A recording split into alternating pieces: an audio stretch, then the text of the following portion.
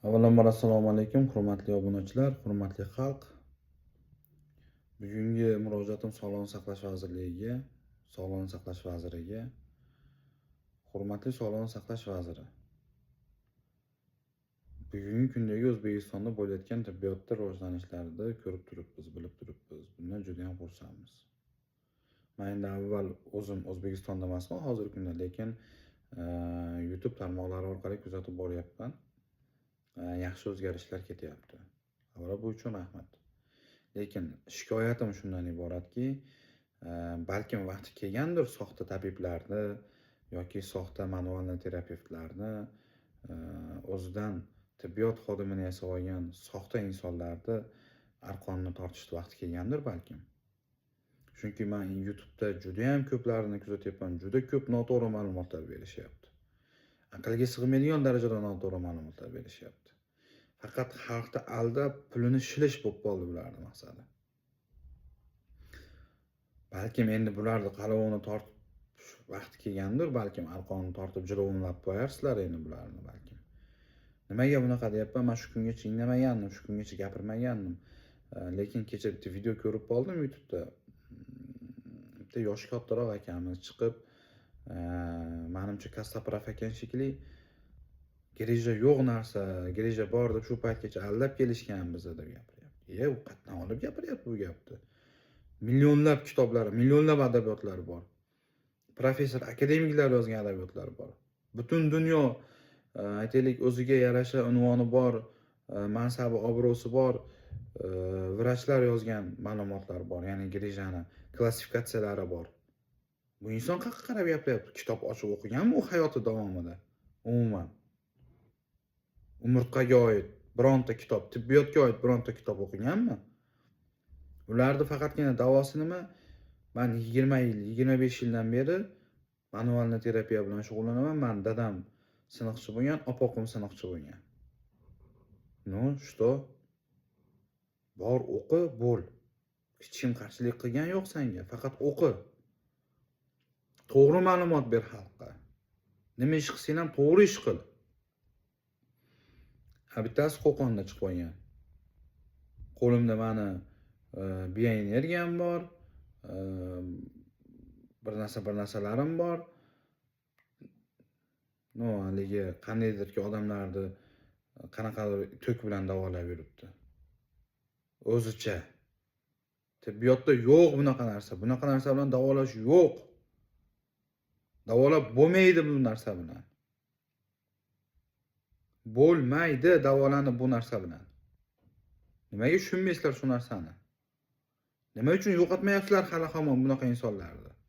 Nimaga borib tekshirmayapsizlar? Nimaga jinoiy javobgarlikka tortmayapsizlar bularni?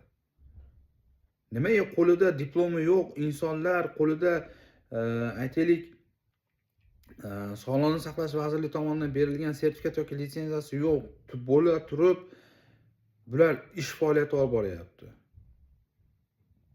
Yoki bularga Sog'liqni saqlash tomonidan sertifikat litsenziya berilgan bo'lsa, nima asosda litsenziya berilgan bularga?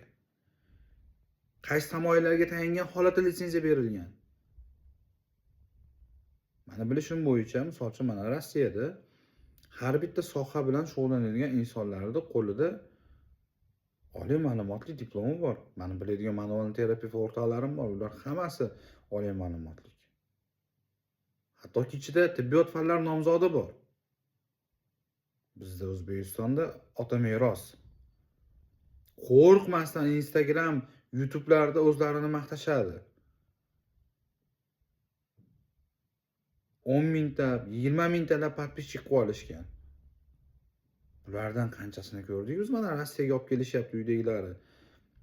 Mana shunaqa tabibga bordik, borib kelgandan keyin yura olmay qoldi, oyog'i ishlamay qoldi, siydigi tuta olmay qoldi yoki siydigi tutilib qoldi, axlati kelmay qoldi deganlar. Yoki qo'li ishlamay qoldi deganlar. Hurmatli Sog'liqni saqlash vaziri, bularni endi yig'ishtirish vaqti kelgandir balkim. Xalqqa sifatli tibbiyot qachon beriladi? Qachongacha xalq Hindistonga yoki Koreyaga borib davolanadi yoki Germaniyaga borib davolanadi?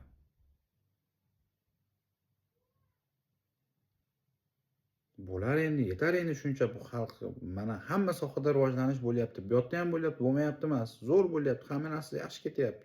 Lekin mana bunaqangi insonlarni qo'pol aytganda qo'shtirnoq ichidagi tabiblarni, qo'shtirnoq ichidagi vrachlarni yo'qotmas ekansiz, tibbiyotdagi rivojlanish ko'zga ko'rinmay boraveradi. Oddiy misol, uzoqqa bormasdan mana hech bo'lmasa Rossiya sistemasini joriy qilinglar O'zbekistonga.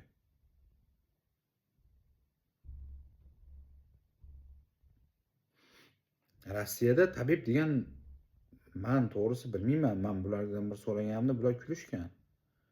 Men so'raganman sanlarda bormi tabiblar assotsiatsiyasi? Bizda bor O'zbekistonda desam, bular kulishgan. Nima u bilmaydi hattoki.